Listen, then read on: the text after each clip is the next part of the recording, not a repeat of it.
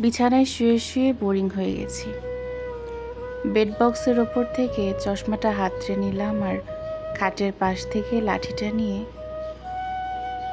নাতনির ঘরে গেলাম গল্প করব বলে। গিয়ে দেখি ল্যাপটপে কিছু একটা করছে। আমি যেতেই বলল, দাদু তুমি বসো বসো, আমি টিউশনে যাব। বসলাম ওর ঘরে। ল্যাপটপটা খোলাই ছিল। চশমা চোখে দিয়েও ভালো দেখতে পারি না। হঠাৎ মনে পড়ল আজ কত যুগ ধরে ফেসবুকে যাই না,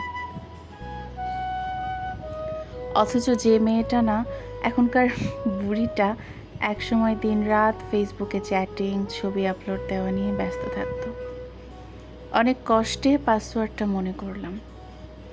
আইডিটা লগ ইন করে দেখি ইনবক্সে ৮,৬৭৮টা মেসেজ।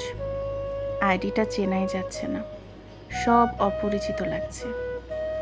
ফ্রেন্ড সংখ্যা ছিল ৪,৭৮৮ জন, কিন্তু এখন চ্যাট লিস্টে আছে ২৮ জন। বৃদ্ধ হয়ে যাওয়ায় হয়তো ওরাও আর ফেসবুক চালায় না। ইনবক্সে ঢুকতেই আমার ক্লোজ কয়েকটা ফ্রেন্ডের মেসেজ। শরীরটা ভালো নেই, বেশি দিন হয়তো বাঁচব না। মেসেজটা ছিল ৫ বছর আগে। খবর পেয়েছি ৪ বছর আগেই সে মারা গেছে। আমার বেস্টিও ৯ বছর আগে মারা গেছে। ওর সাথে চ্যাটিংগুলো পড়ে খুব ভালো লাগছিল। গ্রুপে ফ্রেন্ডদের সাথে কত মজা আড্ডা এসবই পড়ে আছে। ওদের অধিকাংশই মারা গেছে। এরপর চ্যাট লিস্টের একদম শেষে গেলাম, পেলাম তার মেসেজ। হ্যাঁ, আমার সেই পুরনো একতরফা ভালোবাসা। ওর কোনো খবরই জানি না। কত ভালোবাসতাম দুজন দুজনকে, কিন্তু ভাগ্যের পরিহাসে বিয়েটা হয়নি। আজ অনেক দিন পর তার কথা মনে পড়ছে। তার আইডিটায় ঢুকলাম। লাস্ট পোস্ট ছিল ১৬ বছর আগে। তার নাতনির সাথে ছবি। আরও একটু নিচে যেতে দেখলাম তার ফ্যামিলির ছবি। সে, তার বউ, ছেলে, মেয়ে, নাতি নাতনি। খুব হ্যাপি ফ্যামিলি। ওকে যেদিন শেষ দেখেছিলাম খুব সুন্দর ছিল। পরনে কালো টি শার্ট, কালো চুল, চাপদাড়ি। ভাগ্যক্রমে এখন তার ছিল অন্য, কিন্তু এখন এই ছবিতে চুলগুলো সাদা, দাড়ি পেকে গেছে, কিছু কিছু আবার মেহেদি দিয়ে লাল করা। হঠাৎ মোবাইলের স্ক্রিনে নিজের ছবিটা দেখলাম। হ্যাঁ, আমিও তো বুড়ি হয়ে গেছি। ও দেখলে নিশ্চয়ই বলতো, বুড়ো দাদি। আচ্ছা, ও কি আজও বেঁচে আছে জানি না। ওর আইডিটায় শেয়ার করা একটা পোস্ট পেলাম। একজন ওর আইডির স্ক্রিনশট দিয়ে লিখেছে, এই দাদু গতকাল আনুমানিক বিকেল ৫টায় হৃদক্রিয়া বন্ধ হয়ে মারা গেছেন। উনি যেন স্বর্গ লাভ করেন, এই আমার প্রার্থনা। পোস্ট পড়েই থমকে গেলাম। ৫ বছর আগের পোস্ট। ও মারা গেছে তাহলে?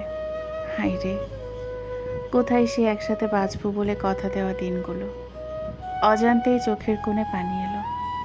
এরপর পরিচিত ফ্রেন্ডদের আইডিটা দেখছিলাম। ওদের আইডিটা এখনো প্রাণবন্ত, কিন্তু ওরা প্রাণবন্ত না। অনেকেই দুনিয়ার মায়া ত্যাগ করেছে। যে ফ্রেন্ডটা রোজ নতুন নতুন সেলফি আপলোড দিত, ও ২০ বছর আগে ক্যান্সারে মারা গেছে। খবর শুনে দেখতে গেছিলাম। মজার মজার জোকস করা, পোস্ট করা ফ্রেন্ডটার খবর জানি না। লেখক ফ্রেন্ডটা ৮ বছর আগেও একটা পোস্ট দিয়েছে। ওর ছেলে ওকে বৃদ্ধাশ্রমে ফেলে এসেছে এই নিয়ে। ওর সাথে যোগাযোগ নেই। এরপর আমার আইডিটাই গেলাম। এত ট্যাগের ভিড়ে নিজের শেষ পোস্টটা পাচ্ছিলাম না। এই তো অনেক কষ্ট করে খুঁজে পেয়েছি। ৩৩ বছর আগে আমার স্বামী আর ছেলেকে নিয়ে ঘুরতে গিয়েছিলাম। সেইখানকার কয়েকটা ছবি। আরও প্রিভিয়াস পোস্টগুলো পড়ে কখনো হাসলাম, কখনো কাঁদলাম। হঠাৎ নাতনি ডাক দিল, দাদু আমি রেডি, টিউশনে যাব, ল্যাপটপ দাও। আমি বললাম, ল্যাপটপ নিয়ে টিউশনে যাবি? নাতনি বলল, আরে তুমি আদি যুগের মানুষ, বোঝো না? আমরা তো ভার্চুয়াল ক্লাস করি। ও, তা বই খাতা লাগে না? ধুর, কি বলো, ক্লাস করতে বই খাতা লাগে? ও, লাগে না? তোমাদের সময় লাগতো? হ্যাঁ লাগতো তো, তবে তখন আমরা বইয়ে পড়তাম দেশে ভার্চুয়াল ক্লাস হবে। টিউশনে খাতা কলম লাগতো, দারুণ ফানি। আচ্ছা আমি যাই, টিউশন শেষে তোমাদের কালের গল্প শুনবো। হ্যাঁ, এখনকার আধুনিক আমরা 2060 সালের আদিম আমরা। আমাদেরও এই যুগের ছেলেমেয়েরা আদিকালের মানুষ বলবে।